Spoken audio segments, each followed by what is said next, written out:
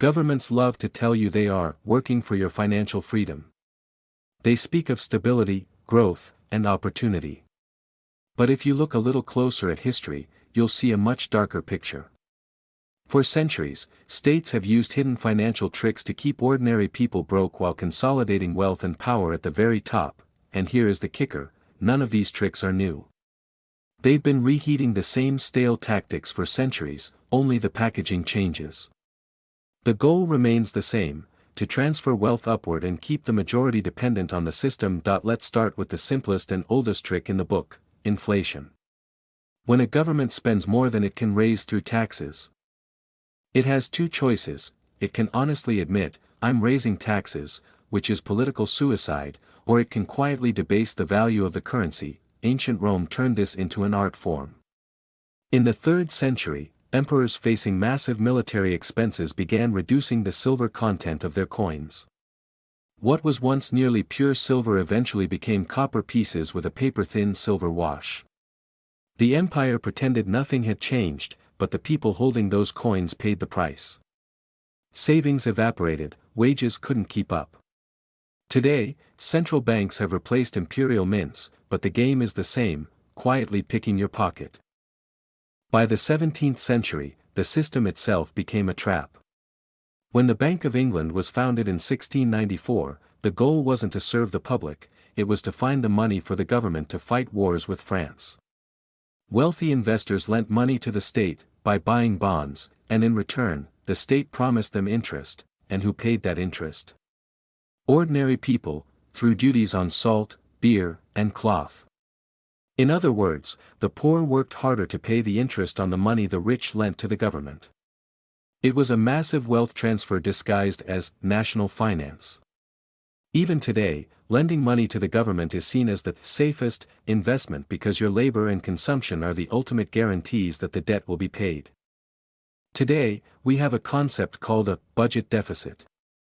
Politicians claim these debts are for roads, jobs, and social programs.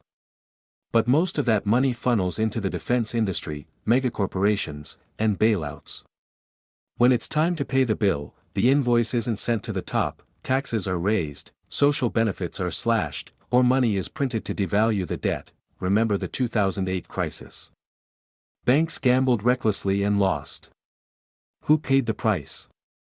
Ordinary taxpayers through massive bailouts. The result? Losses were spread across the public, socialized, while profits remained in the pockets of the banks, privatized. These steps, taken under the guise of saving the system, were actually about saving the insiders. The way governments manage pension systems is a total sleight of hand. You pay into the system for decades, trusting the money will be there when you retire. But governments usually don't save that money, they spend it immediately. They give you a promise that future generations will cover your bill. This is essentially a Ponzi scheme wrapped in official language. When the population ages and the system falters, the state reforms it, usually by raising the retirement age or letting inflation eat away at the payouts. Why does no one stop this? Because complexity is used as a weapon. Thousands of pages of tax codes, financial jargon, and convoluted budgets, everything is designed so the average citizen cannot track where the money is flowing. If you can't see the transfer of wealth, you can't resist it. In ancient Rome, the reduction of silver in a coin was physical proof of the trick. Today, that proof is buried under incomprehensible balance sheets and acronyms: QE, CPI, repo, etc. Governments and elites prefer a public uneducated in finance. Because financial education is a form of resistance, and economic history is a weapon, if you know these tricks, you become harder to manipulate. You realize that inflation isn't an accident, it's a policy. You begin to question whether regulations are there to protect you or to clear the path for megacorporations. Remember, systems exist to protect themselves, not you. History doesn't repeat itself. But if you don't understand it, it will crush you. The same tricks that kept Roman citizens poor are draining your bank account today, just wearing modern clothes.